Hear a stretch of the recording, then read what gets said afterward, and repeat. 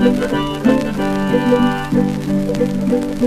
fine morning we'll all awake to find the stand that the women will take. They'll change this world all upside down. We'll have a lady mayor in every town. They'll spend all the money we poor men make to run the country. They'll undertake to say that the men do not advance. So think it's time that the women had the pants. Welcome everybody to this month's No Lake County. Glad to see you all here. Today we're going to talk about suffragettes and the suffragette movement in Lake County. But before I get to that, we're going to talk about some library stuff real quick. The Friends of the Library donate the goodies for us, so if you want to join, there's bookmarks. Thank you. To fill out if you want to do that. Also, we have our newsletter for the rest of this month. And what I mostly want to talk about was next month, partly because our No Lake County next month will be at a different location. We're doing the big read next month, and our big read is Station 11. And in the book, there's a traveling group that does music and Shakespeare. So we're going to be at the Soparis at this time next month. Free program. It'll be lots of fun with Shakespeare and music from local artists. So don't come here, so we'll be over there. And then also on the back table over there, I have in the lavender is a calendar of events. We have a lot of events for the programs next month. Not everything is on here yet. I have a few children's programs and maybe one more adult program that I'm still working on. So take one of these because I don't want you to miss. There's a lot of fun things. The book has a lot of different ways to go. So there's a lot of interest in many different ways. So I wanted to bring that up. And then today we're going to do, like I said, Lake County and women's suffrage. And our first speaker is going to be Carolyn Williams from the museum. Carolyn went to college in the Redwoods, the College of the Redwoods in Eureka as a history major, where she focused on women's studies. She worked for national and international women's organizations organizing meetings and conferences before relocating to Lake County. Her first introduction to Lake County history was the fascinating story of Harriet Hammond. And if you guys don't know who that was, she was the one who started the Upper Lake Library. Although her role in the museum is public outreach and graphic design, she's researched temperance and suffrage for the newest exhibit at the Courthouse Museum, Political Citizens, National Politics in Lake County. Today she's going to talk about suffrage activities in Lake County in the 19th and 20th centuries. And then the second half is going to be our own Jan Cook, who's worked at the library as a library technician since 1989. It's been here a long time. She has a lifelong interest in history and very interested in women's history and the suffrage movement. She handles queries that the library receives about Lake County genealogy and history. She's always looking up obituaries for someone. We have them on film on our microfilm back to the late 1800s. Late 1800s. So if you're ever looking for something about history in Lake County, it's a great thing to do. Look on ours. Jan and Carolyn worked together on researching and writing the suffrage portion of the Political Citizens exhibit at the museum. And today she'll be talking about the national campaign for women's suffrage and Lake County natives who participated in suffrage demonstration 100 years ago in Washington, D.C. So we sometimes think that there's not much going on, we don't matter, but we do. And we have a lot of history here. So I'm glad you all came so you can find out. So we'll ask Carolyn to come up. Thank you. I want to thank you all for coming out today. I know there was a lot of other events in Lakeport that you could be at, but I'm very thankful you're here. This is one of my favorite topics to talk about, and I could just talk forever on this. Lake County is really unique in that it became the perfect test area and catchment for the political movement in the 1890s when women were fighting for the right to vote. And as the unfolding debate began of should women have the right to vote, you can't start talking about suffrage without first talking about how women got their political roots, which was often through the temperance movement. As settlers from Lake County began to immigrate to Lake County, they were quite often from Missouri or Kentucky, and Upper Lake was populated by Harvard and Yale, Ivy League People. people, yeah. And they brought with them a history of temperance activism. While Southern California was largely united in a pro-temperance stance, because of our region, where we grew wine and hops, and the ethnically diverse cities of San Francisco, a political battle began to unfold. And it happened here in Lake County as well. The question of whether we would be a dry or wet county was thrown around as a political football for decades before it eventually settled on dry as a county-wide policy. This was also a time of great change in our country. The Southern Democrat Party was trying to figure out who they were after the Civil War, and the Republican Party was trying to establish themselves in the national platform. Meanwhile, the Populist Party was coming up behind them both. So because of that, it set the stage for women to enter the political arena in a way they had never done before. Can I just make a comment on that picture? Yeah. Present day, it's kind of flipped. All the wine tasting rooms and the breweries and everything are on the right-hand side. Yeah. So the interesting thing about this picture is that Kelseyville briefly became incorporated so that they could make their own laws. So the wet side of Kelseyville was the incorporated side. Oh yeah, it's still the same. Yeah, just zooming out. Yeah.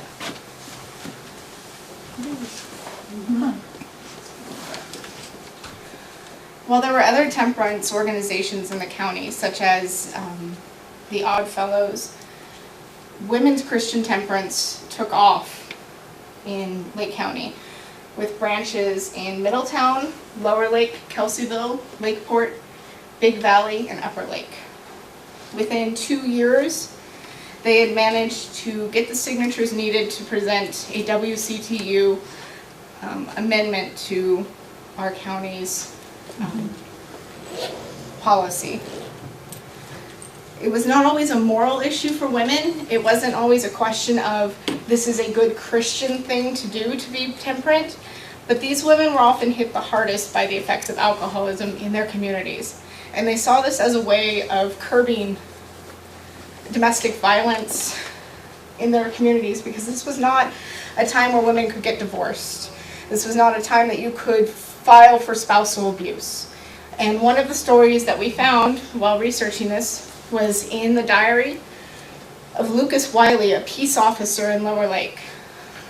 He wrote in his diary that he had been called for a case of a man named Seth Winchester. Seth had been a Civil War veteran, and he was part of an early AA type organization that Wiley was also in, but he was also a drunk. And Winchester set his house on fire with his wife and his child inside. She was okay, and she pressed charges against him, but eventually dropped them. However, in the process of the court case, he was in jail. The day he came back home, she was packing up the child and herself, and she was going to move away and live with her brother. Winchester took a gun and pulled it on his brother-in-law. Esther, his wife, managed to save her brother by pulling the gun away. And it's not clear what the rest of the story was, because Winchester died only a year later. So this was a way of women to protect themselves and their children, not just Christian values. And like not everyone in the suffrage movement was pro-temperance, there were people who were pro-temperance but anti-prohibition, like Anna Morrison Reed here. She was a newspaper owner in Mendocino County, and she argued that it would harm workers more than help if we passed temperance legislation in the county. Her concern was for the people who were growing the grapes and the people who were picking hops. Where would those jobs go if we were going to close down this industry? So this was a deeply personal and political area for women. And this gave them an opportunity to become part of the political arena by organizing in ways that they had never done before. So organizations did not always work in harmony with one another. Temperance women and suffrage women did not always get along, despite a lot of crossover. And at one conference for women's suffrage, they suggested that women stop working with temperance organizations completely. And they told temperance organizations to leave suffrage to the suffrage organizations. They were worried that the alcohol industry would begin interfering against the women's right to vote.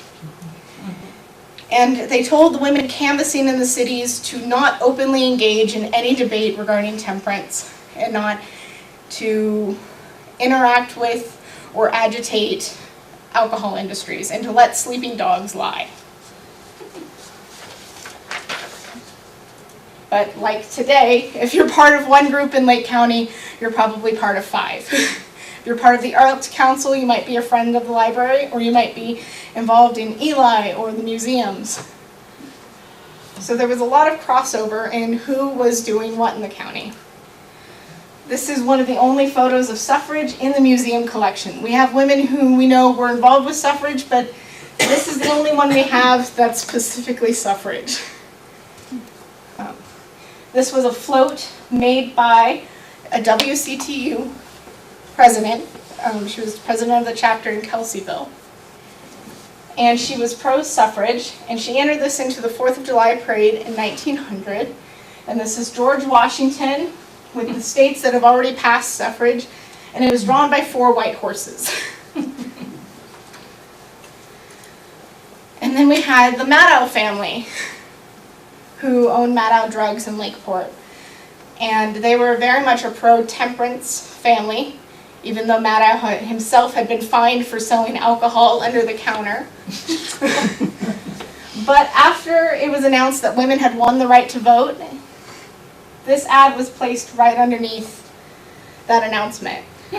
Is your husband cross? An irritable, fault-finding disposition is due to a disordered stomach. A man with good digestion is nearly always good-natured. A great many have been permanently cured of stomach trouble by taking Chamberlain's tablets, for sale by O.E. Maddow. So an innocent enough yet incredibly cheeky advertisement that was well placed.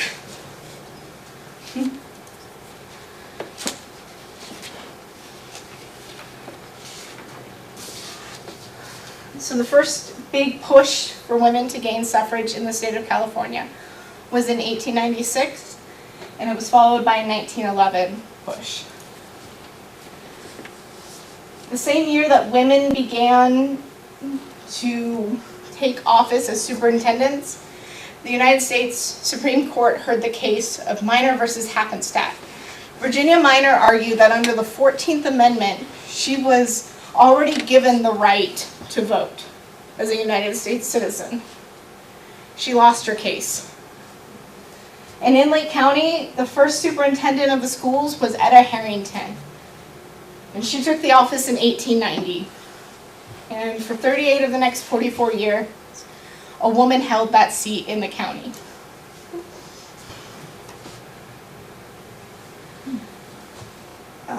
Charles Bell, a California state senator, used this as an opportunity to argue in favor of women getting the right to vote. He argued that if a woman could teach civics to male students, then there was no reason that they should not have their own voice.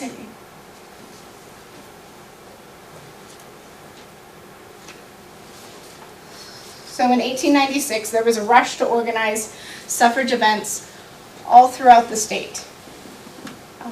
Lake County brought a famous agitator, Mabel Osborne, from San Francisco to speak at the courthouse. She was infamous because she had left her husband and child in favor to be an activist full-time. So she was exactly what people feared the most of what would happen if you gave women the right to vote. Lake County brought other organizers in, such as Reverend Dr. Anna Shaw, to speak at a 2-day women's conference.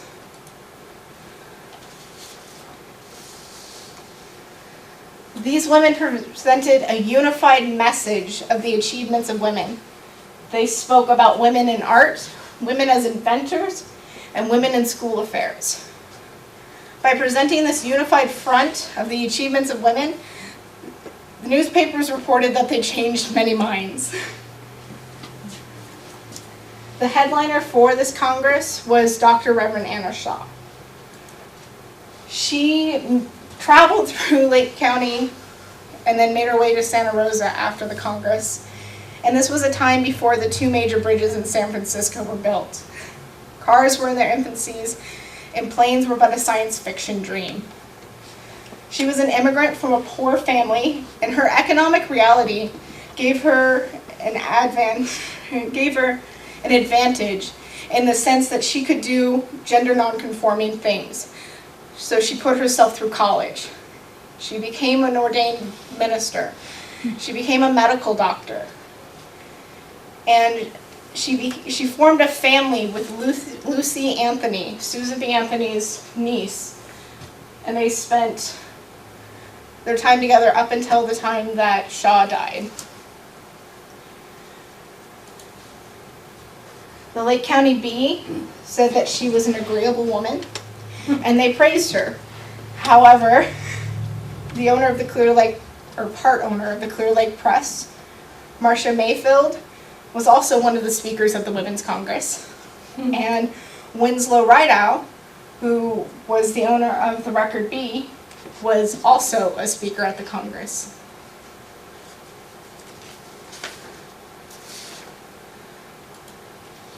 So they had tapped into a demographic of influent, white, middle-class Protestants, essentially. And that was who they were hoping to win the vote from. But that wasn't enough. That wasn't the average voter. So they lost, statewide, by almost 27,000 votes. Carrie Chapman Catt placed the blame on Chinese immigrants specifically. She said that if the slums of San Francisco had been better organized, we would have won. The WCTU countered and said, well, that's not the case because there was only 22 registered Chinese in the city of San Francisco and only 2 in Oakland. But because of this demographic that they were searching for, they failed to connect with regular voters. It's hard to care about something as intangible as a woman's right to vote when you're trying to get food on your table for your children. And that's who they missed. But they shifted and they changed tactics. They knew that in order to get the right to vote, they needed to appeal to not just Republican men.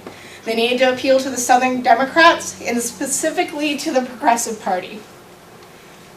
So, as you can see, this woman is offering to help clean up politics. She's going to specifically help with food adulteration, bribery, white slavery, and craft.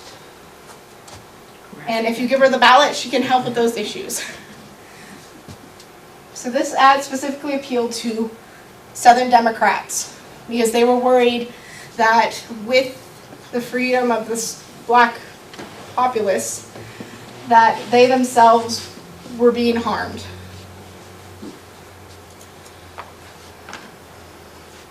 They were met with lots of resistance. Suffrage organizations often had the support of the KKK.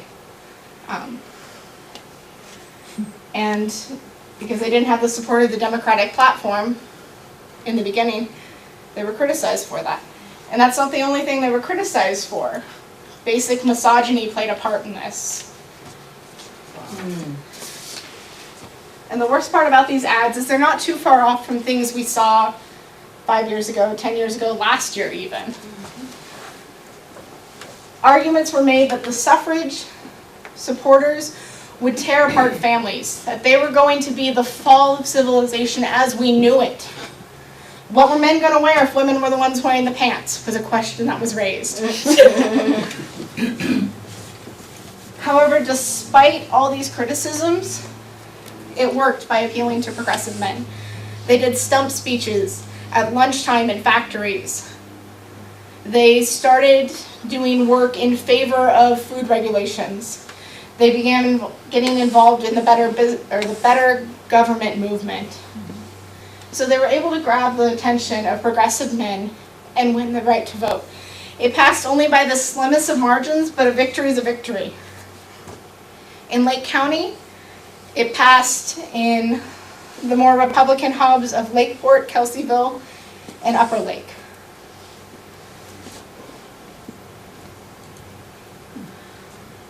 Lake County Clerk Schaefer Matthews made a point to go out to register a 100-year-old Illy Hill at her home. And she was the first woman in Lake County to officially register. The first had been his wife, who showed up the day after the election and registered under the old format.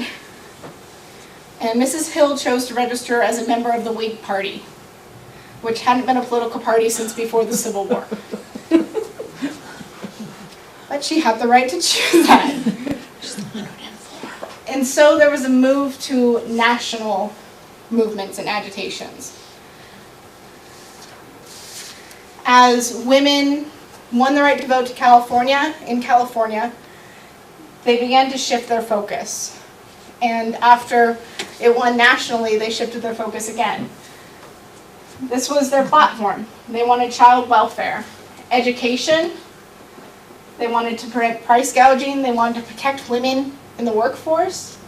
And they wanted public health and independent citizenship for married women. However, with the 19th Amendment passing, not every woman was given the right to vote. Specifically, only white women were given the right to vote. Native American women couldn't all vote until 1947. And in Lake County, we actually had one man, Ethan Anderson, fight for the right to vote for non-reservation Indians and win, which is included in the Political Citizens Exhibit. Asian women couldn't vote until 1952, specifically Japanese women, because they weren't considered naturalized citizens. Excuse me. And black women couldn't all vote until the passage of civil rights protections. And so as we moved to the 19th Amendment, Alice Paul was one of the main figures. And this banner resulted in a large-scale arrest of suffragettes.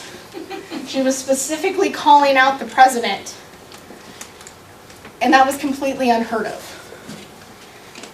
Her tactics were considered militaristic. She split the National Women's Party, essentially. Some people wanted a more, we do the canvassing, we get the votes by talking to people, we do small groups. And she was very radical for her time. She didn't care if she was picketing the president and doing things that weren't considered ladylike. Calling him Kaiser. And so now Jan is going to talk about one Lake County woman who, at a national level, fought for women's suffrage.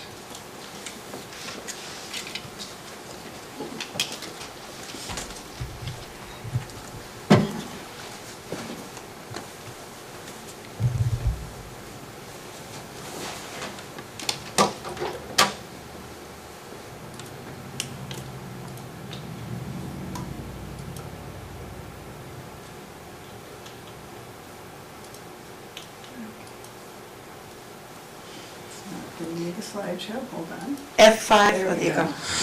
There we go. So, yes.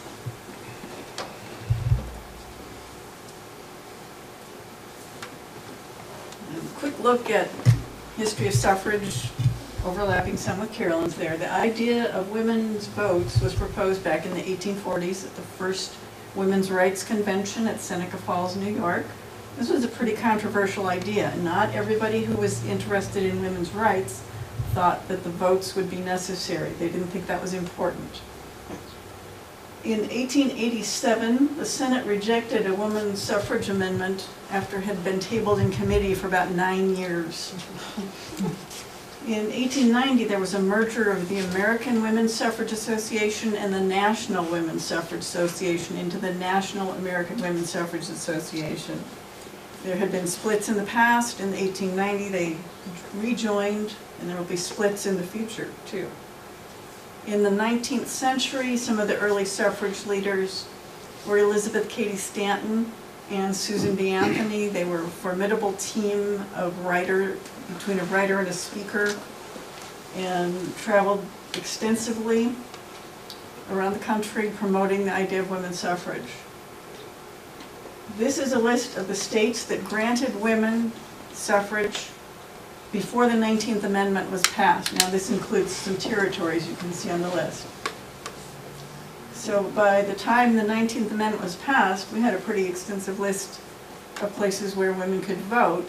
In some places it was partial suffrage. Maybe you could only vote in school elections, or maybe only for the presidential elections.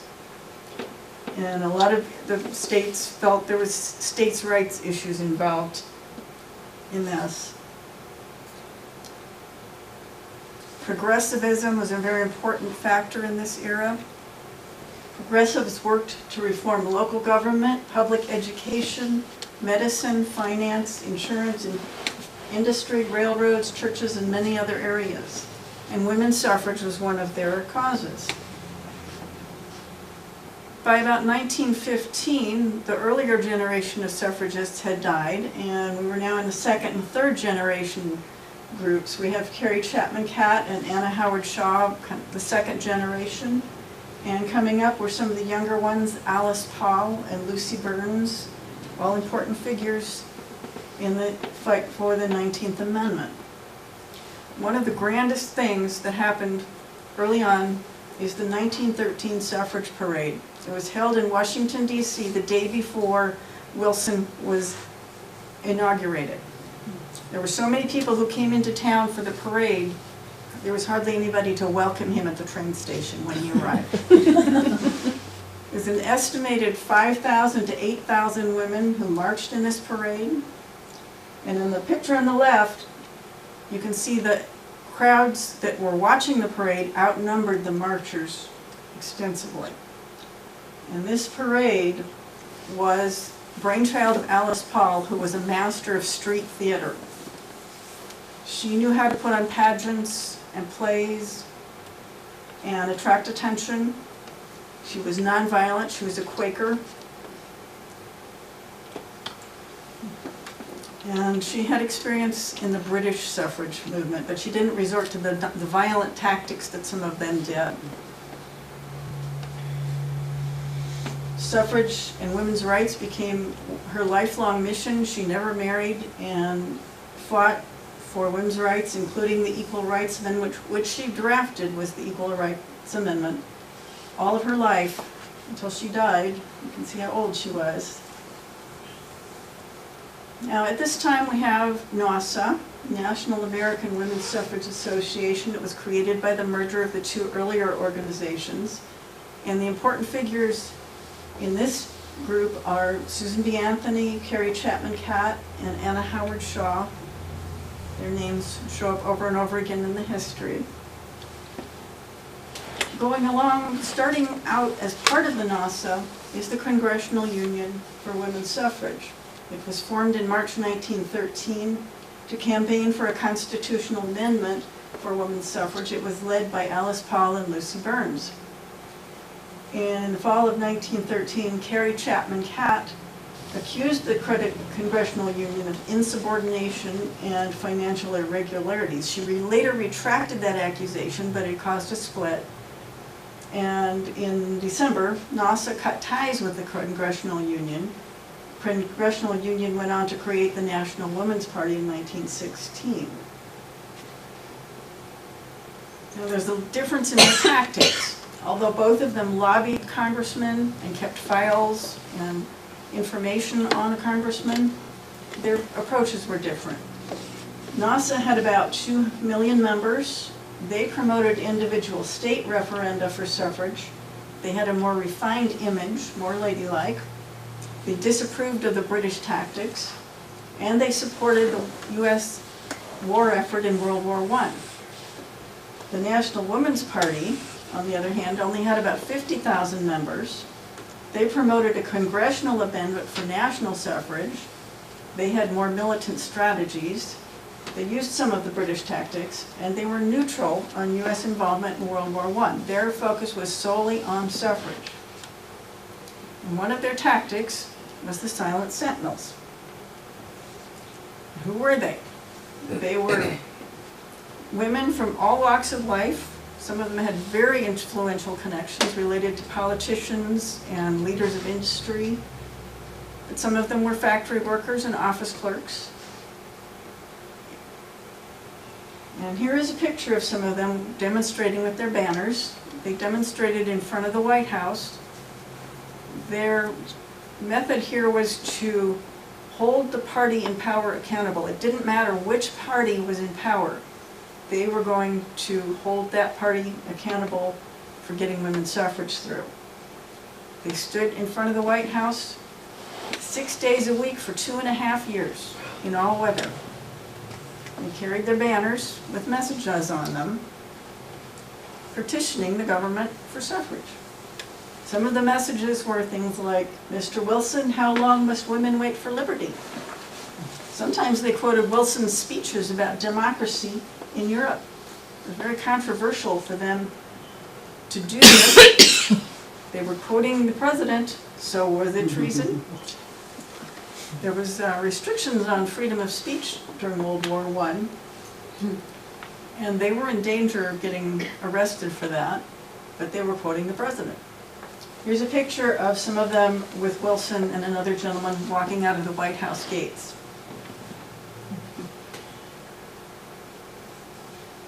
And here we come to World War I. When World War I started, some of the women stopped their suffrage work because they felt it was unpatriotic to do that during a war. There was the restrictions on free speech. You had free speech. You had to be careful what you said. You could get arrested. And some of the women's rights movements, during the Civil War, some of the suffrage and women's rights proponents got shoved aside for rights for the freed slaves. And when World War I came along, some of them vowed that they would not be driven away again. They would stay and fight for suffrage. And some of them suggested using suffrage as a war measure to get it passed.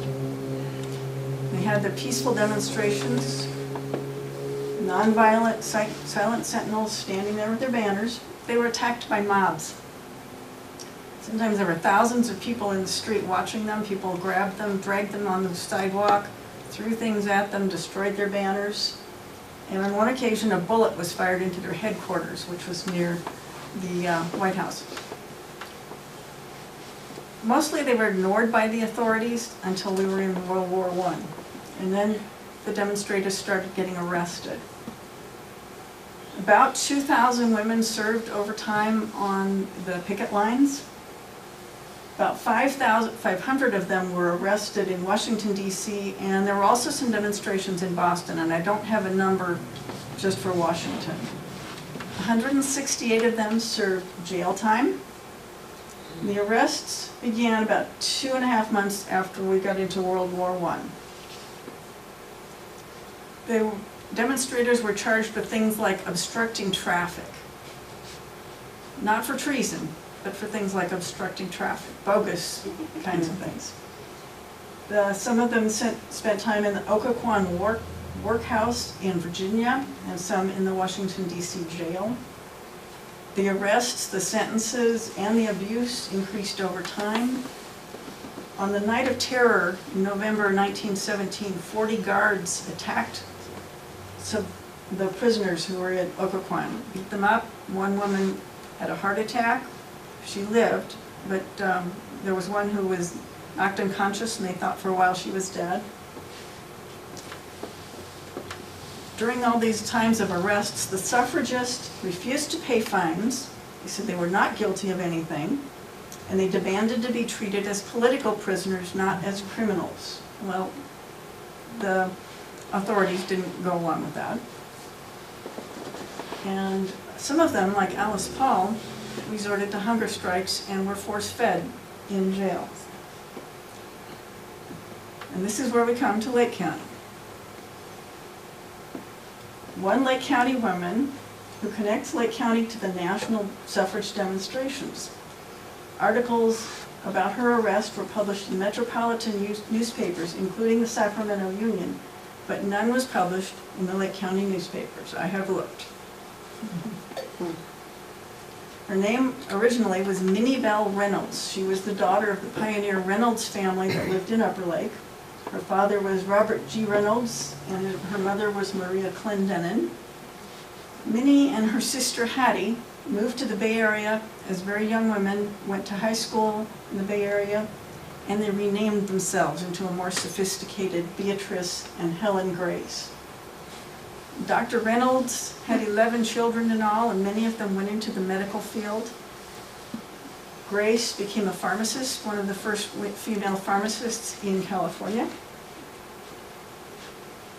Bee went to what is now Lowell High School in San Francisco. Oh, I see I have a typographical error. She earned a master's degree and a bachelor's degree at University of California in Berkeley. She taught in Lake County briefly and in Los Angeles. And then she went back east, where she taught for a while at Vassar College and a private school in Bryn Mawr, Pennsylvania, where she was exposed to a lot of suffrage ideas. We don't know exactly how she got interested in suffrage. One of her relatives was Ada Lyons Clendenin, who was at the Women's Congress in 1896. And in the Bay Area, Bee was involved in suffrage organizations there, and also later on, after she was married and living in New Jersey, she was, in 1898, she was teaching in Pennsylvania. 1899, she was teaching at Vassar. In 1900, she came back to California, and she was probably in Lake County visiting. I found a social media note in the local newspaper when the suffrage float was being exhibited. It was the same weekend. She married in 1902 a man named Kincaid. They moved to New Jersey. Here is Bee with her 4 sons, probably in the 1920s. And living in New Jersey, she was again involved in suffrage issues. There was a suffrage referendum in 1915 that lost, and there were other suffrage losses in other states around that time. 1917, on New Jersey Day, she became one of the Silent Sentinels. She picketed there several times, and after she was arrested, she stopped picketing. On July 14th, 1917, which that's Bastille Day, Bee and 15 other women were arrested for picketing in front of the White House. They were given 60-day sentences, but Wilson commuted them after 3 days on the promise of supporting women's suffrage. And some of those women in that list had extensive connections with society and power. One of them, Mrs. Gilson Gardner, who we'll see a little bit later again, her husband was a newspaperman who was friend of Theodore Roosevelt and a lot of other figures. So they had publicity on their side. And they also had the power of their influential relatives. And this is a quote from Bee. This is from the New York Times a few days later. "The whole experience cannot be regarded as a great hardship, and the picketers entertain no feeling of martyrdom. Acting with the advice of our counsel, Dudley Field Malone, we accepted the pardons proffered by President Wilson with the understanding that he would urge the immediate passage of the Anthony Amendment.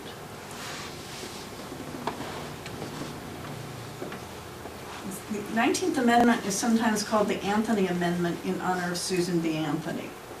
And the text of it is, "The right of citizens of the United States to vote shall not be denied or abridged by the United States or by any state on account of sex." It was first introduced to Congress in 1878. It sat in a committee until it was rejected by the full Senate in 1887. In July 1917, President Wilson agreed to support the suffrage amendment, and in January 1918, a proposal for the amendment was put before the House of Representatives, and it passed in the House. A few months later, it failed to pass in the Senate. February 1919, it failed again in the Senate, passed in the Senate and the House later that year, and then was put out to the states for ratification. In August of 1920, Tennessee ratified the amendment, the last state needed to put it over the top. And it became part of the Constitution. Here's a picture of Alice Paul with the ratification banner celebrating ratification. Each time a state ratified the amendment, they sewed another star on this banner. About 1920, the Kincaids moved back to Lake County. Bee was interested in socialism and communism, and she thought those were worthwhile ways to live. And she worked as a translator of children's books, translating books from Russian to English to introduce Russian ideas to children. Because of her activities, she was investigated by the House Un-American Activities Committee. Nothing happened to her on account of that, but it did cause problems for her children sometimes, that they would be in business and her activities would reflect on them. She died in 1947. After ratification, Lake County women weren't so much involved in suffrage kind of questions. They just went on about their business. They worked through civic clubs and improvement clubs to improve their communities. They did things like working for libraries, playgrounds, Indian welfare in Lake County, and other worthy causes. Now, you might have heard the term iron-jawed angels. This is sometimes applied to the Silent Sentinels. And it is from a comment made by Representative Joseph Walsh in 1917, who opposed the creation of a committee to deal with women's suffrage. Walsh thought the creation of a committee would be yielding to the nagging of iron-jawed angels, and referred to the Silent Sentinels as bewildered, deluded creatures with short skirts and short hair. There's a movie called Iron-Jawed Angels. The cover of the DVD package is taken from this old photo of this woman with a sign written on her back. Yeah.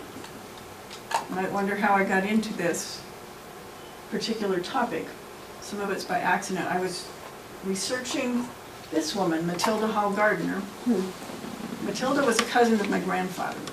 She died back east. I never met her. Google is your friend. This is how I found things about her. She was active in the National Women's Party. She was on the executive committee and lived in the Washington, D.C. area. She was married to Gilson Gardner, who was a newspaper man. They were both writers who wrote articles in the newspapers and in suffragist papers supporting it.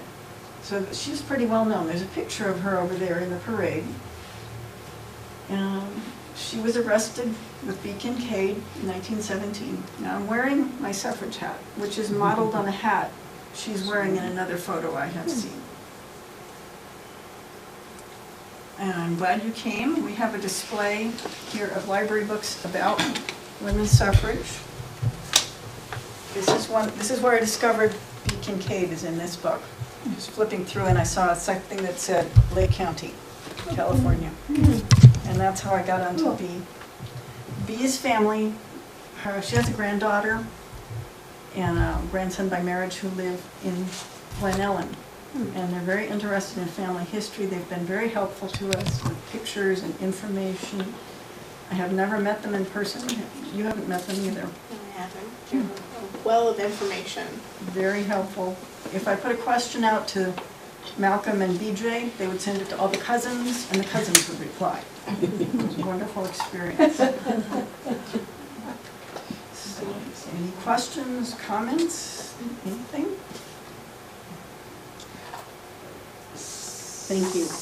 Thank you. Yes, thank you. Thanks to the research. Yes. You talk about women not being able to divorce. When did that change? Do you know? I have grandparents who never divorced, and I never was told why or any of that. It was a social taboo. Well, I thought, Women were allowed to divorce, but at the same time, they weren't allowed to divorce by social cues. And then it was difficult in of itself. I'm sure many of you ladies here remember you couldn't even have a bank account when in the 70s. So with those obstacles in the way, it was difficult to leave your husband. You couldn't have a bank account, and that puts a big barrier on your life. And then you were socially shunned for leaving your husband. You weren't fulfilling your woman's duty if you lost your husband. What is wrong with you that you are divorcing your husband? Clearly you're not doing what you're supposed to. So with that attitude and stigma, a lot of women felt trapped. Well, my grandparents were Texans, and at least what I remember being told is that there was an enormous drinking problem in the home with my grandfather, and that it also, this was the early, let's see, 1900s. So, but they never ever divorced, ever. I never, nobody ever told me why, but I didn't know, maybe it was. Yeah. And these women had also seen a shift in the alcohol industry itself. I mean, alcohol is as American as apple pie, essentially. They had barrels of beer on the Mayflower, but people were drinking beer throughout the day, and it was 2% proof. And then we start growing more grain, and with grain comes whiskey. So there was that social shift of people drinking beer casually throughout the day to hard liquor. And they would see wages go to liquor. And that's why some of the temperance organizations sprung up after the Civil War specifically. You had veterans who had just seen the most horrific thing you could possibly imagine in your own country coming home. There was whiskey available. There wasn't a veterans association or counseling the way we have it now. So they turned to alcohol. And it created a cultural shift. Well, that's interesting. I didn't know, I never heard all that. That is interesting. Going from 2% beer to whiskey would be a big switch. Yeah, and it was seen as All that day. was the problem. It was easy to peg the problem on alcohol. You could have a perfect marriage if only your husband didn't drink so much. Yeah. You know, he wouldn't beat you, but, you know, he just likes his whiskey. So it became an easy thing to pin a lot of social problems that women couldn't express. Again, they didn't have the right to vote, so they couldn't even take measures to politicians to begin to touch these issues. I mean, there were no protections for spousal rape. That wasn't even a definition in a legal dictionary. So with that culture, women began doing temperance. What I'm surprised when I see or hear productions about things that have happened in the last 100 years is how late some of these happened. When we saw the 1970s, I don't know what that was referring to, I don't remember, but that was shocking to me. 1970 was something on here. And I thought, oh, wow, that's not very long ago. Good Lord. So, Has the WCTU survived? Yes, they do. They do still exist. Is it? They seem to be a little split in what they're focused on. They do still promote temperance. They also are against gay marriage and some other causes like that. But at the same time, they're also doing work against sex trafficking and the sex tourism industry, and they're doing a lot of good work there. So they do still exist, and they do help promote AA-type organizations. And going back to the question about divorce, in my family, somewhere around 1900, one of my grandmother's cousins went to prison, and his wife divorced him, and then she married his uncle. And I think it was, she got a divorce because he went to prison. So you had to have a good reason, but it could be done, Oh, wow. but it was pretty rare. When was the California no-fault divorce law? 70s, I think. 70? What was it? Oh, on there was the 70s for up till then not being able to have your own bank account. Was that on here? No. That's what, That's right. well, there was something, it was pretty late, Yeah, it not was, being able to have your own bank account. that was what's referred to as the second wave of feminism. So this is considered the first wave, which are getting women the right to vote and women becoming politically active. And then you saw it die down. World War II enters, women go back to the homes, and then the 70s, women start fighting for workplace protections, get the ability to have their own bank accounts, and start getting protections in the workplace specifically, and that's typically what's considered the second wave. Do we have any issues for a third wave?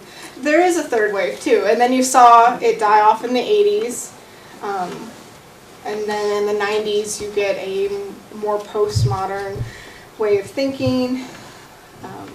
And some people say we're still in the third wave, some people say second wave's never ended, some people say we're in the fourth wave now, so it really just depends on your perspective. One of the quiz questions I remember from my husband's class is, women make on average blank percent, all things being equal, of men's wages, and it was 80%, even today. We only make 80 cents on the dollar. And I believe it's 65% if you're a Latino woman. And it goes down from there. That sounds high. From what It's I've not heard. high enough. Well, it's not, of course not. But I heard that it was 70%. It's come up to 80 apparently. Okay, well, Well, we're getting there. It's amazing how slow it is. I just like, in this Yeah. day and age, my gosh, it's unbelievable, I think. Oh, and only 19%, no, 22%, something like that, low figure of women in national office. Yes. So maybe that's our latest movement, is to get parity, people- gender parity with wages and with representation. Was it 1984, they called it the year of the women in all the elections because so many were running for office. And that was a big headline issue in those days.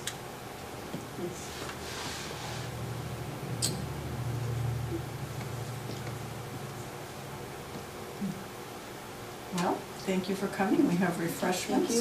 Thank you. Thank you. Now ever since the world began, the women have tried to rule the men. She made man commit the first offense, and she's been after him ever since. The Lord made the world and he rested then. He made man and he rested again. Then he made a woman for man's expense, and the Lord no man has ever rested since.